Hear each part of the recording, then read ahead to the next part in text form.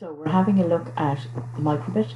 So to code the microbit, we can go to makecode.com, and when you go to makecode.com, you get these various different options. So you can code for the microbit, for Adafruit, for Minecraft, Chibi Chip, lots of different things like that. So if we just click code here on the microbit, it brings us into the microbit environment.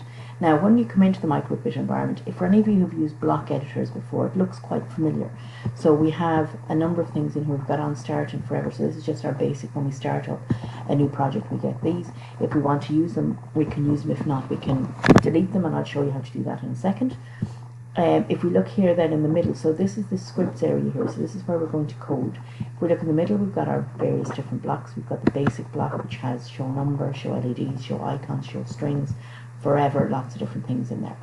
On the input, we've got on button A, and we'll have a look at that later. We've got on shake, on pin P0 press, and various different things in here. There's music options, there's radio, LED options, there's loops, so we'll have a look at repeating things. A while loop, a for loop, we can talk about the differences between those later. There's also logic, so it's where you're making decisions, so an if-then statement or an if-then-else statement.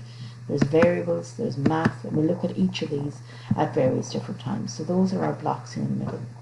And then here on the left-hand side, we've got what's called the emulator. So the emulator allows us to test our code without actually having a microbit. And this is very useful because in a classroom, you don't have to have one microbit per student. You can actually have a number of different students sharing a microbit, because so long as they can download it and test it on a microbit at some stage, they can do all of their testing here within this environment, which is really, really useful. I've used this quite a bit in various different classrooms that I've been coding with some students, and I find that I have 6 or 7 microbits, and they work perfectly in a class of 20 plus. So let's have a look and see how can we actually code something. So we're going to go with the on start.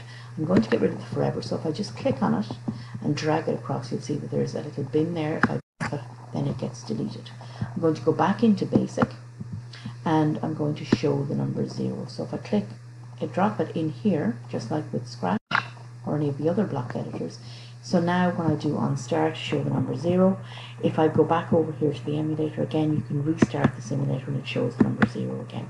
And you'll notice that it's restarting because you can see here on the emulator that the color of the microbit is actually changing every time, so it's just restarting every time. The next thing I'm going to do is I'm going to go to input, and I'm going to pull across on button A pressed. So I'm just going to drag that across. So this time I'm going to say when button A is pressed, then I want to show the string hello.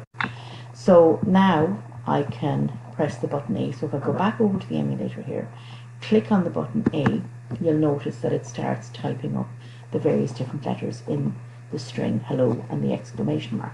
Now, one thing to be aware of with the microbit, it can only show a character at a time. So if you've got a long string, then maybe the microbit is not the place to display it, because it tends to display strings quite slowly. So you need to be really careful in what you're going to be displaying. But this is really just for demonstration purposes. So now if I want to test what I've done so far, I can click on the restart simulator here, and that will show me my number 0. I can press my button A, and that will show me my hello string. The other thing I can do here is I can change the number 0 here, say for example to the number 8. So now when I restart the simulator, it shows the 8. I can change the string here, so instead of saying hello, I can say Pam. So when I press the button A now, instead of showing hello, it shows Pam with an exclamation mark. So those are two very, very basic things that we can do. Another thing that we can do is we can have a look in here again. Now I'm just going to pull across the button A pressed, and I'm just going to drop it here. And then notice here how it gets grayed out. So for those of you who might have coded in Scratch, you know that you can do various different things. So for example, you can have when the green flag is clicked, and you can use that multiple times, and it just does the various different things. Within microbits, it's slightly different. You can only code one on button A press. So if you see it grayed out, it means that you have an on button A press somewhere else before. So here I'm just going to click on the A and make it a B. And this time, now notice now it's not grayed out anymore. I'm going to go back into basic, and I'm going to show an icon. So I'm just going to drag across show icon and drop it in there. Now if I click on the little arrow beside the icon here, you'll see there's loads and loads of different icons, and I can pick a different one. So I'm just going to go for a smiley face here. So there's a happy face. So when the button B is pressed now, I'm showing a smiley face. If I do my testing again, my button A, it's showing Pam. And when I restart the simulator, it's showing the number 8. If I want to do something else, I'm just going to go back into input here. I'm going to do an on shake. And in the on shake, I am going to go back into basic and I'm going to show LEDs here. So this time I'm going to draw my own face. So I'm going to draw a frowny face. So if I if I shake, I'm going to show a frowny face.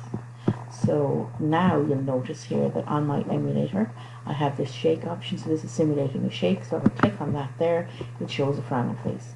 The A button still shows Pam. The B button shows me my smiley face, which is the icon that's already in there. And then the restart shows me my 8. So the other one I just want to show you now is on button A plus B pressed. So we'll just click on A plus B here. Now notice on the emulator it's going to show up with a little A plus B button once I have that in. So over here it has an A plus B button. On the actual microbit itself, you press the two buttons together. So we're just going to go back into basic here and see what else can we show in here. So maybe we'll show the number when A plus B, we'll show the number 4 this time or something like that. So now I have a number of different things coded. I've got the on start, it's showing a number. On button A, it's showing Pam. On button B, it's showing a smiley face. On shake, it's showing a frowny face. And on A plus B, it's showing the number 4. So A shows me Pam. B shows me a smiley face. A plus B shows me the number 4. Restart shows me the 8. And shake shows me the frowny face. So now that we have created this project, I just want to show you how to save it. So if we go down to the bottom here where it shows Untitled, I'm just going to call it Microbit Basics. And again, you should always name your project something that means something, so that when you come back, and particularly as you create lots of different projects, it's important that you know where to find them and you know how to find the one that you're looking for. If I click Save here, so you'll see a couple of things happening. So it's changed. So the name is now Microbit Basics. It's also got this microbit-microbit, and there will be -basics.hex. That's actually downloading it so that I can transfer it onto an actual microbit, and that goes into your downloads folder. So we'll have a look at that later. But if I now go into projects up here at the top, so if I click projects, you'll notice here that I've got a Microbit Basics here. I also have a number of different ones that you'll see here. So as you can see, I've been playing around a little bit. Now you can also create a new project now. So, and once you come back into here, you can see all the projects that you had from before.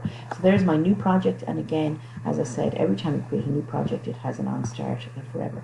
So that has just shown you some of the very basics of Microbit. So we'll look at some of the other things in future screencasts.